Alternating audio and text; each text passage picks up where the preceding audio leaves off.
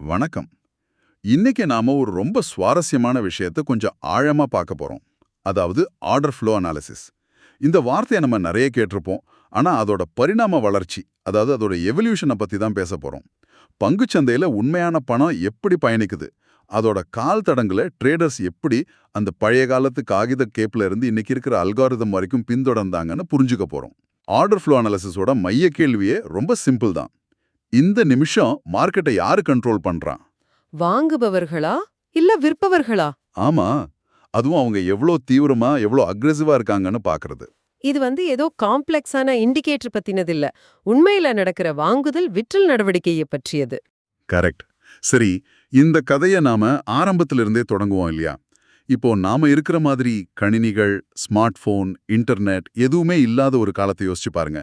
20ஆம் நூற்றாண்டின் தொடக்கத்துல ட்ரேடர்ஸ் எப்படி தான் மார்க்கெட்டை வாட்ச் பண்ணிருப்பாங்க? அவங்க டிக்கர் டேப்னு ஒரு மெஷின் யூஸ் பண்ணதா கேள்விப்பட்டிருக்கேன். அது என்னது? அருமையான கேள்வி. அதுதான் இந்த முழு அனாலிசிஸோட ஆன்மாவே. நீங்க சொன்னது சரிதான். அவங்களுக்கு இன்னைக்கு இருக்கிற மாதிரி சார்ட்ஸ் எல்லாம் கிடையாது. அந்த டிக்கர் டேப் மிஷின் இருக்குல்ல, ஒவ்வொரு ட்ரேட் நடந்த பிறகும் அதோட விலை, எவ்ளோ குவாண்டிட்டி, நேரம் எல்லாத்தையும் ஒரு நீளமான பேப்பர் டேப்ல டிக் டிக்குன்னு சத்தத்தோட பிரிண்ட் பண்ணிக்கிட்டே இருக்கும். ஓஹோ, அப்ப அந்த பேப்பர் தான் உங்களுக்கு சார்ட் மாதிரி? ஆமா, ஜெஸ்ஸி லிவர்மோர் மாதிரி பெரிய ட்ரேடர்ஸ்லாம் அந்த டேப்ப ஒரு புத்தகம் படிக்கிற மாதிரி படிப்பாங்க. வெறும் எண்களை மட்டும் பார்க்க மாட்டாங்க. அப்போ அதுல என்ன பாப்பாங்க? வெறும் நம்பர்ஸ் தானே வரும். அங்கதான் விஷயமே இருக்கு. பெரிய நிறுவனங்கள், அதாவது ஸ்மார்ட் மணி உள்ளே நுழையும் போது அவங்களோட கால் தடங்களை விட்டுட்டு போவாங்க. அந்த தடயங்கள் இண்டிகேட்டர்ல தெரியாது, அவங்க செயல்படுற விதத்துல தெரியும். செயல்படுற விதம்னா? உதாரணத்துக்கு, திடீர்னு ட்ரேடிங் வேகம் அதிகரிக்குதுன்னு வச்சுக்கோங்க. யாரோ அவசரமா வாங்குறாங்க இல்ல விக்கிறாங்கன்னு அர்த்தம்.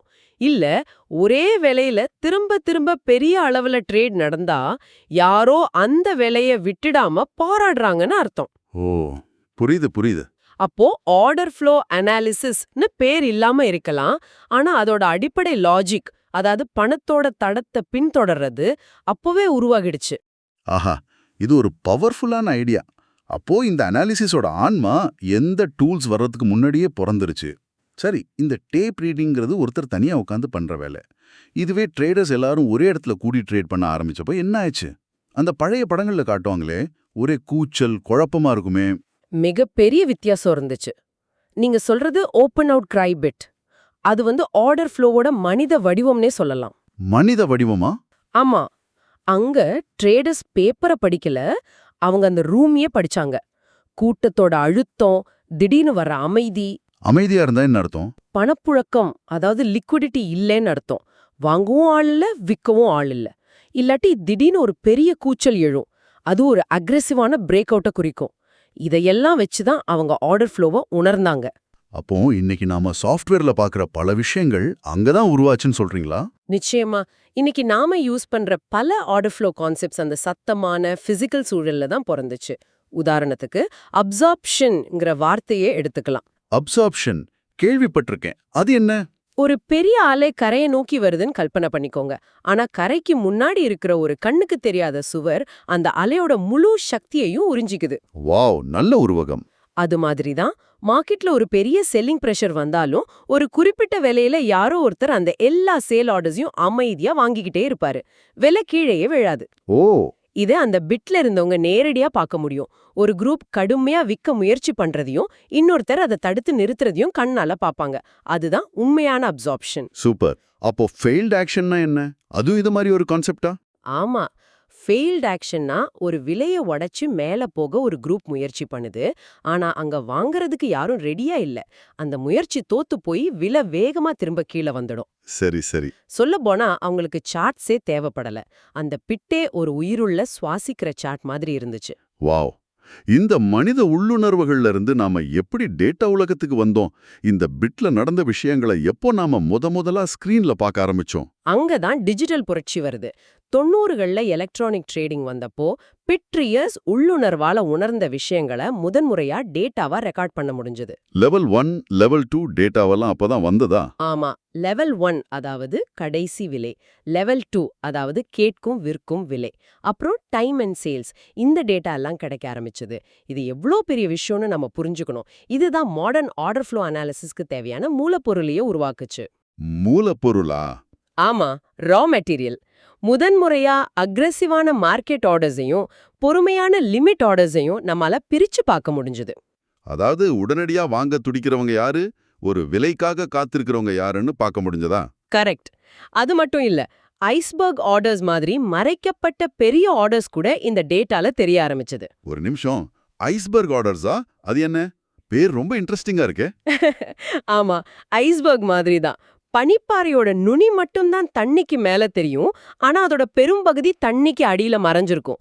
அதுபோல ஒரு பெரிய நிறுவனம் 10 லட்சம் ஷேர் வாங்க நினைச்சா முழு ஆர்டரையும் ஒரே நேரத்துல காட்ட மாட்டாங்க. அப்படி காட்டுனா விலை ஏறிடுமே. அதேதான். அதுக்கு பதிலா 10,000 ஷேர்ஸ மட்டும் ஆர்டர் புக்ல காட்டுவாங்க.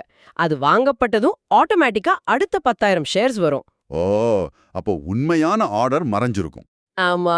ஆனா டைம் அண்ட் சேல்ஸ் டேட்டாவை உன்னிப்பா கவனிக்கிறவங்களுக்கு ஒரே விலையில திரும்ப திரும்ப ஆர்டர்ஸ் வர்றத பார்த்து அங்க ஒரு ஐஸ்பர்க் இருக்குன்னு யூகிக்க முடியும். ஆனா அப்போ டூல்ஸ்லாம் ரொம்ப ஆரம்ப கட்டத்துல இருந்துச்சு, ரொம்ப மெதுவா, ரொம்ப காஸ்ட்லியா இருந்துச்சு. சரி, அப்போ இந்த மூலப்பொருட்களை வச்சு சமைக்கிற கருவிகள், அதாவது டூல்ஸ், எப்போ வந்துச்சு? அந்த டேட்டா வெள்ளத்திலிருந்து அர்த்தமுள்ள தகவல்களை பிரிக்கிற புரட்சி எப்போ நடந்தது? சரியா கேட்டீங்க. 2005ல இருந்து 2012 வரைக்குமான காலகட்டம் தான் உண்மையான புரட்சி காலம். முதல்ல பீட்டர் ஸ்டைடில்மேயரோட மார்க்கெட் ப்ரொஃபைல் வந்துச்சு. மார்க்கெட் ப்ரொஃபைல், அது ஒரு பெரிய மாற்றத்தை ஏற்படுத்துச்சுன்னு நானும் படிச்சிருக்கேன். அது என்ன செஞ்சது? அது வரைக்கும் ட்ரேடர்ஸ் விலை எங்க போகுதுன்னு மட்டும்தான் பார்த்துட்டு இருந்தாங்க. மார்க்கெட் ப்ரொஃபைல் ஒரு புது கேள்வியை கேட்டுச்சு. விலை எங்க அதிக நேரத்தை செலவிடுது? இன்ட்ரெஸ்டிங். இது ஸ்டாட்டிஸ்டிக்ஸ்ல இருக்கிற பெல் கர்வ் லாஜிக்கை யூஸ் பண்ணுச்சு. ஒரு நாள்ல மார்க்கெட் எந்த விலை பகுதியில அதிகமா ட்ரேட் ஆச்சுன்னு காட்டுச்சு. இத வேல்யூ ஏரியான்னு சொன்னாங்க. அதுல அதிகபட்சமா ட்ரேட் நடந்த ஒரு விலைய பாயிண்ட் ஆஃப் கண்ட்ரோல், அதாவது பிஓசின்னு சொன்னாங்க. அப்போ இந்த பிஓசிங்கிறது அன்னைக்கு ட்ரேடிங்கோட ஒரு ஈர்ப்பு மையம் மாதிரி, சென்டர் ஆஃப் கிராவிட்டி மாதிரி சொல்லாமா? மிகச்சரியான வார்த்தை, ஈர்ப்பு மையம். இந்த ஒரு டூல் ட்ரேடர்ஸோட சிந்தனையே மாத்திடுச்சு. விலையோட டைரக்ஷனை பார்க்கறதிலிருந்து மார்க்கெட்டோட ஏல கட்டமைப்பு புரிஞ்சுக்கிற நிலைக்கு அவங்கள கொண்டு போச்சு. சரி, இது கட்டமைப்பை புரிஞ்சுக்க உதவுச்சு. ஆனா அந்த நொடியில நடக்கிற உண்மையான சண்டைய, அதாவது பையர்ஸ்க்கும் செல்லர்ஸ்க்கும் நடக்கிற போராட்டத்தை எப்படி பார்க்கறது? அதுக்கு வந்ததுதான் ஃபுட்பிரிண்ட் சார்ட்ஸ். இது ஒரு மிகப்பெரிய பாய்ச்சல். ஒரு நிமிஷம் யோசிச்சு பாருங்க. அது வரைக்கும் ஒரு கேண்டில் ஸ்டிக்குங்கிறது ஒரு பச்சை இல்லைன்னா சிவப்பு பில்டிங் மாதிரி தான் தெரியும். ஆமா, ஓபன், ஹை, க்ளோஸ் மட்டும்தான் தெரியும். ஆனா ஃபுட்பிரிண்ட் சார்ட் அந்த பில்டிங்குக்குள்ள போய் ஒவ்வொரு ஃப்ளோர்லயும் என்ன நடந்துச்சுன்னு காட்டுற ஒரு எக்ஸ்ரே மாதிரி. வாவ், எக்ஸ்ரேவா? அப்போ ஒரு கேண்டில்குள்ள என்னவெல்லாம் பார்க்க முடியும்? அந்த கேண்டில் உருவான நேரத்துல ஆஸ்க் பிரைஸ்ல, அதாவது கேக்குற விலையில எத்தனை ஷேர்ஸ் வாங்கப்பட்டுச்சு, பிட் பிரைஸ்ல, அதாவது விக்கிற விலையில எத்தனை ஷேர்ஸ் விற்கப்பட்டுச்சுன்னு ஒவ்வொரு விலை மட்டத்திலையும் தனித்தனியா பார்க்க முடியும். அப்போ யார் ஜெயிக்கிறாங்கன்னு துல்லியமா தெரியும். ஆமா, இதனால டெல்டா, இம்பேலன்ஸ் மாதிரியான விஷயங்களை நேரடியா பார்க்க முடிஞ்சுது. யார் தாக்குறாங்க, யார் பாதுகாக்கறாங்கன்னு ஸ்கிரீன்ல அப்பட்டமா தெரிஞ்சுது. இது நிச்சயம் ஒரு பெரிய மாற்றத்தை உண்டாக்கியிருக்கும். ஆமா, இண்டிகேட்டர்ஸ் நம்பியிருந்த ட்ரேடர்ஸ்க்கும் மார்க்கெட்டோட உண்மையான ஏலத்தை புரிஞ்சிக்க முயற்சி பண்ண ஆர்டர் ஃப்ளோ ட்ரேடர்ஸ்க்கும் நடுல ஒரு பெரிய பிழவையே இது உருவாக்குச்சு. சரி, இதுக்கப்புறம் ப்ரொஃபஷனல்ஸ், அதாவது பேங்க்ஸ், ஹெட்ஜ் ஃபண்ட்ஸ், இதை எப்படி யூஸ் பண்ண ஆரம்பிச்சாங்க? அவங்க இந்த எக்ஸ்ரே பார்வையை வச்சு என்ன செஞ்சாங்க? அங்கதான் ஒரு முக்கியமான மனமாற்றமே நடந்துச்சு. 2012க்கு அப்புறம் பெரிய நிறுவனங்கள் ஆர்டர் ஃப்ளோ மாடலிங்ல ரொம்ப ஆழமா இறங்குனாங்க. ஆரம்பத்துல ரீட்டெயில் ட்ரேடர்ஸ் டெல்டா பாசிட்டிவா இருக்கா, அப்ப வாங்கலாம்னு சிம்பிளா நினைச்சாங்க. ஆனா ப்ரொஃபஷனல்ஸ் அடுத்த கட்டத்துக்கு போனாங்க. அவங்க என்ன கேட்டாங்க? அவங்க, சரி டெல்டா பாசிட்டிவா இருக்கு, ஆனா அந்த வாங்குற சக்தி மார்க்கெட்டால ஏத்துக்கப்படுதா இல்ல ஒரு பெரிய செல்லரால உறிஞ்சப்படுதா, அப்சார்ப்டுன்னு கேட்க ஆரம்பிச்சாங்க. ஓ, அப்போ கான்டெக்ஸ்ட் இஸ் கிங், சூழல் தான் முக்கியம்னு சொல்றீங்க. மிகச்சரியா. வெறும் சிக்னலை தேடுறத விட்டுட்டு அந்த சிக்னல் எந்த மார்க்கெட் ஸ்ட்ரக்சர்ல எந்த சூழல்ல வருதுன்னு அனலைஸ் பண்ண ஆரம்பிச்சாங்க. ஆனா 2018க்கு அப்புறம் இந்த பவர்ஃபுல்லான டூல்ஸ்லாம் ரீட்டைல் ட்ரேடர்ஸ்க்கும் ஈஸியா கிடைக்க ஆரம்பிச்சதே. நிஞ்சா ட்ரேடர், சேரா சார்ட் மாதிரியான பிளாட்ஃபார்ம்ஸ் மூலமா. இது ஒரு நல்ல விஷயம் தானே? நல்ல விஷயம்தான். ஆனா அது ஒரு ரெண்டு பக்கமும் கூர்மையான கத்தி மாதிரி. ஏன் அப்படி சொல்றீங்க? இன்னைக்கு இருக்கிற மிகப்பெரிய பிரச்சனை என்னன்னா, நிறைய ரீட்டைல் ட்ரேடர்ஸ் ஆர்டர் ஃப்ளோவை ஒரு மார்க்கெட் கட்டமைப்பா பார்க்காம ஏதோ ஒரு சிக்னல் காட்டுற இண்டிகேட்டர் மாதிரி யூஸ் பண்றாங்க. புரியுது. கருவி கிடைச்சிருச்சு, ஆனா அதோட தர்க்கம் புரியாம யூஸ் பண்றாங்க. அதேதான். அவங்க ஒரு சர்ஜரி பண்ற கத்திய சுத்தியல் மாதிரி யூஸ் பண்றாங்க. சூழலை பார்க்காம டெல்டாவை ட்ரேட் பண்றது, ஃபுட்பிரிண்ட் சார்ட்ல ஒரு இம்பேலன்ஸ் தெரிஞ்சதும் கண்ணை மூடிட்டு ட்ரேட்ல நுழையிறது, பெரிய டைம் ஃப்ரேம் ஸ்ட்ரக்சரை சுத்தமா கண்டுக்காம விடுறது, இதெல்லாம் பெரிய தவறுகள். அப்போ உண்மையான ஆர்டர் ஃப்ளோனா என்ன? யார் கண்ட்ரோல் பண்றா? எங்க லிக்விடிட்டி திடீர்னு வத்தி போகுது?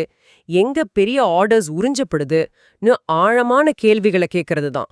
அப்போ இன்னைக்கு இருக்கிற நவீன ஆர்டர் ஃப்ளோ அனாலிசிஸோட தத்துவம் என்ன? இது எல்லாம் எப்படி ஒண்ணா இணைச்சு பார்க்கறது? இன்னைக்கு இருக்கிற நவீன தத்துவம் ஒரு ஒருங்கிணைந்த பார்வை. அது மார்க்கெட் ப்ரொஃபைல், அதாவது சந்தையோட பெரிய கட்டமைப்பு. ஓகே. அப்புறம் ஃபுட்பிரிண்ட், அதாவது அந்த நொடியில நடக்கிற உண்மையான ஆக்ஷன். இதோட லிக்விடிட்டி கான்செப்ட்ஸையும் ஒண்ணா இணைக்குது. இது மார்க்கெட்டை ஒரு தொடர்ச்சியான ஏலமா பாக்குது. இந்த ஏலத்துல சில நேரம் இம்பேலன்ஸ் வரும், அப்புறம் அது பேலன்ஸை நோக்கி திரும்பும், இல்லனா புது டைரக்ஷன்ல இன்னும் தீவிரமா போகும். சரி, எதிர்காலம் எப்படி இருக்கும்னு நினைக்கிறீங்க? மிஷின் லேர்னிங், ஏஐ எல்லாம் வந்த பிறகு ஆர்டர் ஃப்ளோ எப்படி மாறும்? எதிர்காலத்துல மெஷின் லேர்னிங் மார்க்கெட்டோட மைக்ரோ ஸ்ட்ரக்சரை, அதாவது ஒவ்வொரு மில்லி செகண்ட்ல நடக்கிற ஆர்டர் புக் மாற்றங்களை எல்லாம் படிக்கும். Real time liquidity heat maps வரலாம். ஹீட் மேப்ஸா? ஆமா, பெரிய ஆர்டர்ஸ் எங்க ஒரு சுவர் மாதிரி காத்துக்கிட்டு இருக்குன்னு அது நமக்கு தெளிவா காட்டும். ஆனா இவ்ளோ டெக்னாலஜி வளர்ச்சிக்கு பிறகும் ஒரு அடிப்படை உண்மை மட்டும் என்னைக்கும் மாறாது. அது என்ன? கிடைக்கிற லிக்விடிட்டிய, அதாவது ஒரு விலையில விற்கவோ வாங்கவோ ரெடியா இருக்கிற ஆர்டர்ஸை அக்ரெசிவான மார்க்கெட் ஆர்டர்ஸ் மீறும் போது மட்டும்தான் விலை நகரும். சிம்பிளா சொன்னா, வாங்குறவங்களோட தீவிரம் விற்கிறவங்களோட தீவிரத்தை மிஞ்சும் போது விலை ஏறும். அவ்வளவுதான். எந்த இண்டிகேட்டரும் எந்த அல்காரிதமும் இந்த அடிப்படை இயக்கவியலை மாத்தவே முடியாது.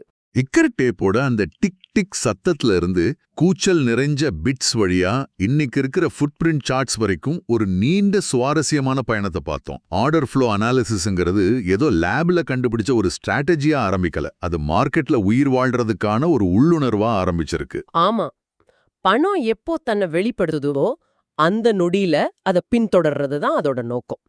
ஆரம்பத்துல இருந்தே அதுதான். இறுதியா நீங்க யோசிக்கிறதுக்காக ஒரு கேள்வி.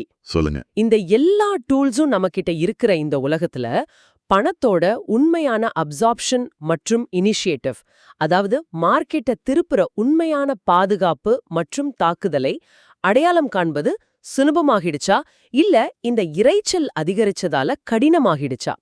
உங்க சொந்த ட்ரேடிங்லயோ முதலீடுகள்லயோ நீங்க வெறும் டேட்டாவை பாக்குறீங்களா, இல்ல அதுக்கு பின்னாடி இருக்கிற நோக்கத்தை பார்க்க முயற்சி பண்றீங்களா?